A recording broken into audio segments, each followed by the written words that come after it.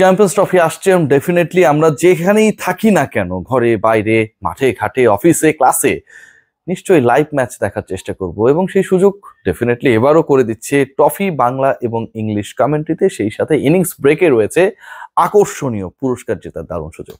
আসসালামু আলাইকুম, welcome to Riasad আজিম। ভিন্ন ধর্ম মতাদর্শী যারা শুনছেন সবার প্রতি আন্তরিক কৃতজ্ঞতা। খুবই তাৎপর্যপূর্ণ একটা আলোচনা। এই আলোচনাটা হবে বাংলাদেশ অন্তত প্রথম ম্যাচ মাঠে গড়ানোর আগ পর্যন্ত ইন্ডিয়ার এগেনস্টে দুবাইতে। এই ডিসকাশনটাকে আপনি কোনোভাবেই অমিট করতে পারবেন না। সাকিব আল হাসান না থাকার কারণে টিম টাইগার্সের একটা বড় ধরনের অস্বস্তি তৈরি হয়েছে ওয়ানডে ফরম্যাটে, এবং সেটা হচ্ছে এর আগে যে ফ্লেক্সিবিলিটি থাকতো যে 8 জন ব্যাটার বাংলাদেশ চাইলে খেলাতে পারে, সাকিব, মিরাজ এবং এর সাথে আরো 6 জন।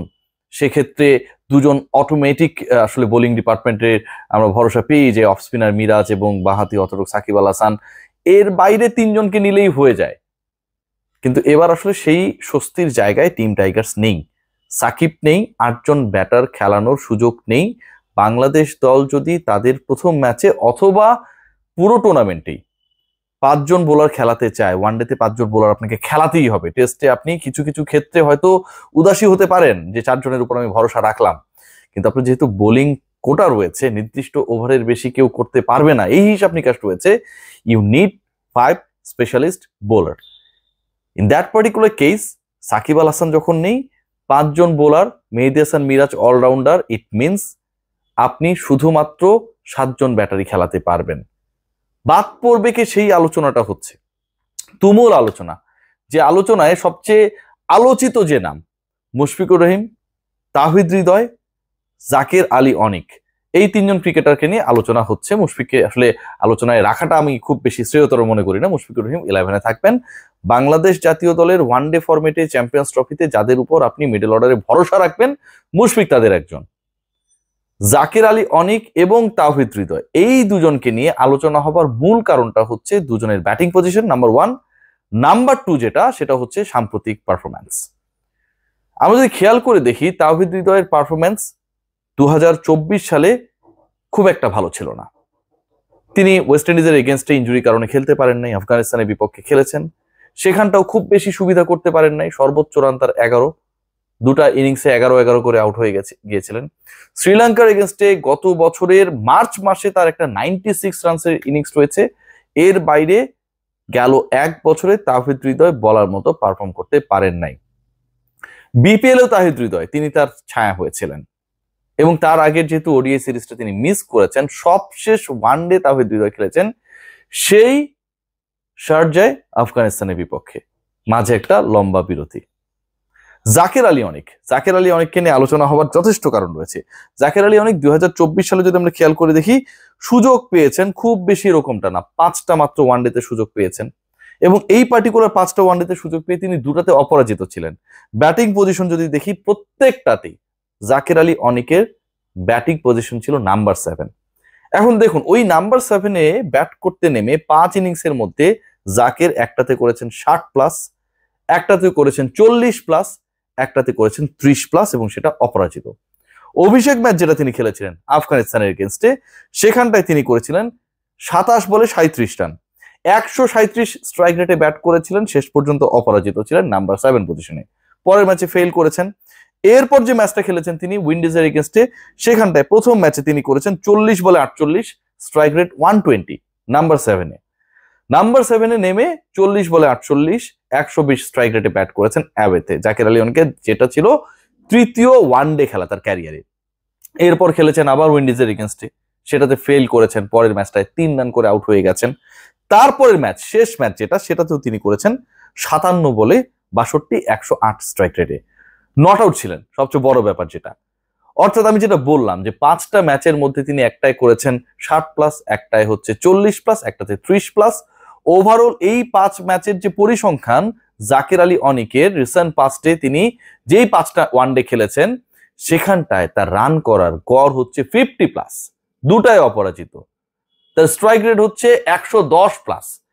আপনি তাওহিদ হৃদয়, যিনি গেল বছরের মার্চে একটা 96 মেরেছিলেন, তাকে 11-এ রাখবেন নাকি জাকের আলী অনিককে খেলাবেন? এই আলোচনাটা আমার কাছে মনে হয় টিম টাইগার্সের জন্য এই মুহূর্তে সবচেয়ে বেশি অস্বস্তির, আবার সবচেয়ে বেশি ইম্পর্টেন্ট অ্যাজ ওয়েল। কারণ আপনাকে একজনকে বাদ দিতেই হবে। আমরা যদি শুরু থেকে শুরু করি তাহলে যেই 7 জন ব্যাটারের হিসাবটা আমরা করব, সেখানটা শুরুতেই 2 জন ওপেনার আসছেন। ডেফিনেটলি সৌম্য সরকার থাকবেন, তানজিদ তামিম থাকবেন, নাম্বার 3 তে শান্ত থাকবেন, নাম্বার 4 এ ধরে নিলাম মেহেদী হাসান মিরাজ, নাম্বার 5 এ যদি আমরা মনে করি মুশফিকুর রহিম, নাম্বার 6 এ মাহমুদুল্লাহ রিয়াদ, নাম্বার 7 এ জাকের আলী অনেক। তাহলে তাওহিদ হৃদয়ের জায়গাটা কোথায়? আবার যদি আমরা মনে করি যে তাওহিদ হৃদয় নাম্বার 5 এ খেলবেন, নাম্বার 4 এ মিরাজ, নাম্বার 3 তে শান্ত, 2 জন ওপেনার, নাম্বার 6 এ মুশফিক, নাম্বার 7 এ রিয়াদ, তাহলে জাকের আলী অনেকের জায়গাটা কোথায়? এই যে একটা ডিলেমা, এবং একই সাথে ব্যাটিং অর্ডার নিয়ে যে আলোচনাটা, যেই আলোচনাটা অনেক বেশি এই মুহূর্তে বেগবান হয়েছে, মেহেদী হাসান মিরাজের ব্যাটিং পজিশনটা কোথায় হবে, এবং একই সাথে মাহমুদুল্লাহ রিয়াদ কি নাম্বার 7 এ ব্যাট করবেন। সবশেষ যে তার ওয়ানডে ইনিংস গুলো রয়েছে, সবশেষ 4টা ইনিংসে তিনি যেভাবে ব্যাট করেছেন, যেভাবে খেলেছেন, যেভাবে পারফর্ম করেছেন, এক কথায় অসাধারণ। সেই মাহমুদুল্লাহ রিয়াদকে কি বাংলাদেশ দল নিচে নামিয়ে দিবে, মানে সাথেই খেলাবে, যার পরে আর কোনো স্বীকৃত ব্যাটার থাকবে না?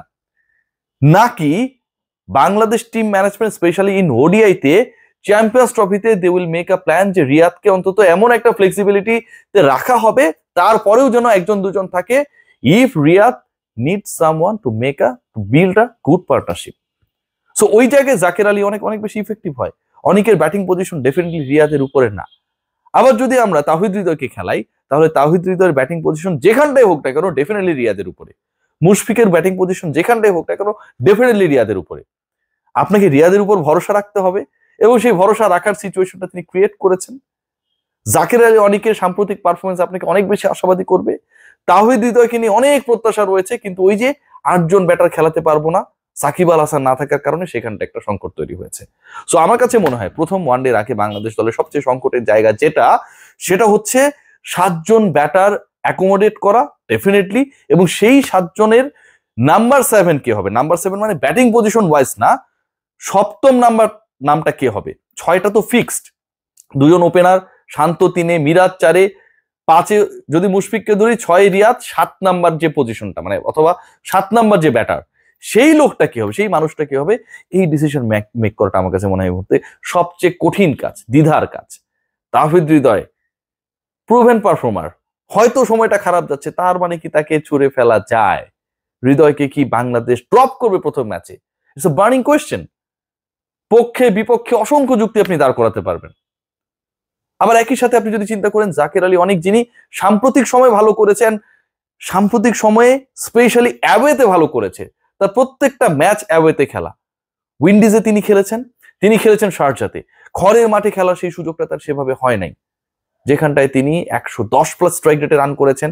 রাওয়ালপিন্ডিতে ডেফিনেটলি বাংলাদেশ নিড সামওয়ান যিনি আসলে এভাবে ব্যাট করবেন, 4 ছক্কা মারবেন। আবার একই সাথে তাওহিদ হৃদয়কে অমিট করাটাও difficult. So it's going to be a very tricky decision. Bangladesh team management batting নিয়ে মোটামুটি একটা বড় ধরনের ঝামেলার মধ্যে রয়েছে, এবং সেই ঝামেলাটা তারা কিভাবে মেটায় সেটাই দেখার। আর মাত্র 2 দিনের অপেক্ষা। সবাই ভালো থাকবেন।